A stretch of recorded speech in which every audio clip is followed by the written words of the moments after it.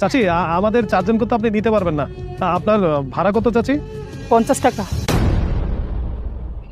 আরে মা, তুমি এই জায়গায় রিক্সা চালাইতেছো কেন?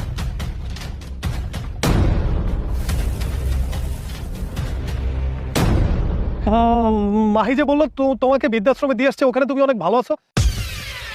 তোমাকে আমি একটা কথা বলি, সামনের মাসে টাকাটা হাতে পেয়ে সবার আগে আমার জন্য একটা ডায়মন্ডের রিং কিনবা, একদম যেন মিস না হয়। জানো ইদানিং না আমার খুব ভালো লাগে, বাসায় গেলে কোনো অশান্তি নাই, শান্তি আর শান্তি। এতদিন তো বাসায় ঢুকলে তোমার মার হাউ কাউ চ্যাও মাউ কোকানি এগুলো না আমি একদম নিতে পারতাম না। আমি মানুষটা সারাদিন জব করি, কাজ করি, বাসায় ফিরে একটু রিল্যাক্স দরকার। কিন্তু না, তোমার মার জন্য তার পারি কোথায়, গিয়ে রান্না করো, ওষুধ দাও, সেবা করো, সারা রাত কাশবে, সেগুলো দেখো। মানে আমি তো একটা মানুষ, আমার নিউ ম্যারিড লাইফ, আমি একটু এনজয় করবো, তার কি আর সময় আছে? আমি বুদ্ধিমতির কাজ করছি না বলো? এই যে তোমার মাকে সুন্দরভাবে বৃদ্ধাশ্রমে রেখে আসছি, তাতে কিন্তু সেও ভালো আছে। তার ওইখানে ডাক্তার খরচ, ওষুধ টষুধ সব তো আমি দিয়ে আসতেছি, আবার আমি গিয়ে তাকে দেখাশোনাও করে আসতেছি, যখন পাচ্ছি, যখন যেটা লাগে সেটা পাঠাচ্ছি। সে কিন্তু মাশাআল্লাহ খুব ভালো আছে। ঠিক আছে, তুমি যখন বলছো যে মা ওখানে ভালো থাকবে তাহলে সমস্যা নেই। এমনিতে তো আমি সারাদিন অফিসে থাকি, মায়ের দিকে খেয়াল রাখতে পারি না, বাসায় গিয়ে দেখে মা ঘুমায়।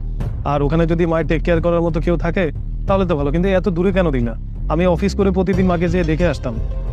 আরে সমস্যা কোথায়? তোমার হয়তো আমি দেখাশোনা করতেছি, উনি তোমার মা মানে আমারও মা। তোমার সাথে তো একটা কথা বলতে ভুলেই গেছি। শোনো, আমি চিন্তা করেছি আমার ছোট বোন আর বাবাকে আমাদের বাসায় এনে রাখবো।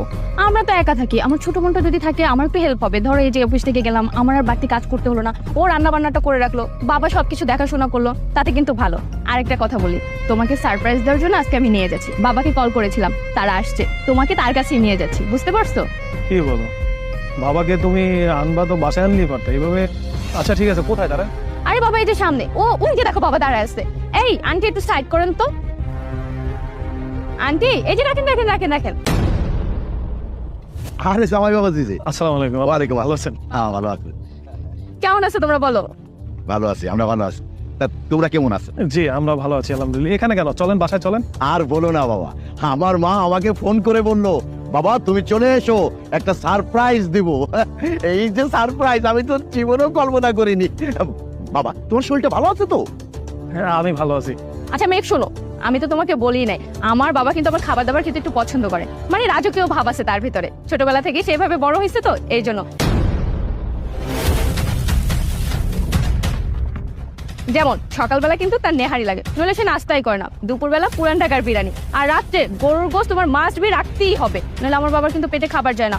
তোমাকে এই লিস্ট দিয়ে রাখছি, যদি মিস হয় তাহলে তো বুঝো। আরে তুই